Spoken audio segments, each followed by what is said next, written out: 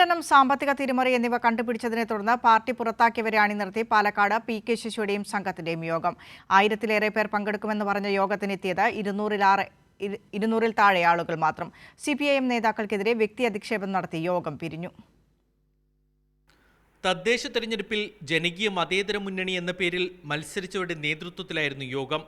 പാലക്കാട് കൊഴിഞ്ഞാമ്പാറ തമിഴ്നാട് അതിർത്തിയിൽ നിന്നും തമിഴ്നാട് സ്വദേശികളെയും തൃശൂർ മലപ്പുറം ഭാഗത്തുനിന്ന് UDF പ്രവർത്തകരെയും എത്തിച്ചിരുന്നു. പാലക്കാട് ടൗണിൽ നിന്നും മാറി ചന്ദ്രനഗറിലെ പാർവതി കല്യാണ മണ്ഡപത്തിൽ വിളിച്ചു ചേർത്ത യോഗത്തിൽ 1000-ലേറെ പേർ പങ്കെടുക്കുമെന്നായിരുന്നു അവകാശവാദം. പക്ഷേ എത്തിയതാകട്ടെ 200-ൽ താഴെ മാത്രം ആളുകൾ. കേരള ടൂറിസം വികസന ബോർഡ് ചെയർമാനായിരുന്ന CPIM-ന്റെ ബ്രാഞ്ച് കമ്മിറ്റി അംഗമായ P.K. ശശിയായിരുന്നു ഉദ്ഘാടകൻ.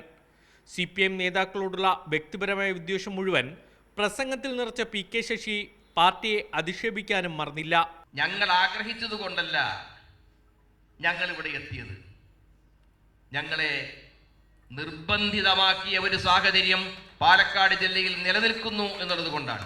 പാർട്ടി ഫണ്ടിൽ തിരിമറി നടത്തിയതിനെ തുടർന്ന് പുറത്താക്കപ്പെട്ട ഹരിദാസ് തുടർച്ചയായി പാർട്ടി വിരുദ്ധ പ്രവർത്തനം കണ്ടെത്തിയ M. സതീഷ് രസീത് ബുക്ക് വ്യാജമായി ഉണ്ടാക്കി പണപ്പിരിവ് നടത്തിയത് പാർട്ടി കണ്ടെത്തിയതിനെ തുടർന്ന് പുറത്താക്കപ്പെട്ടയാൾ തുടങ്ങിയവരായിരുന്നു യോഗത്തിന് നേതൃത്വം നൽകിയത്.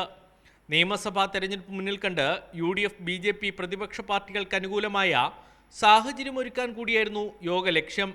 കൈരളി ന്യൂസ്, പാലക്കാട്.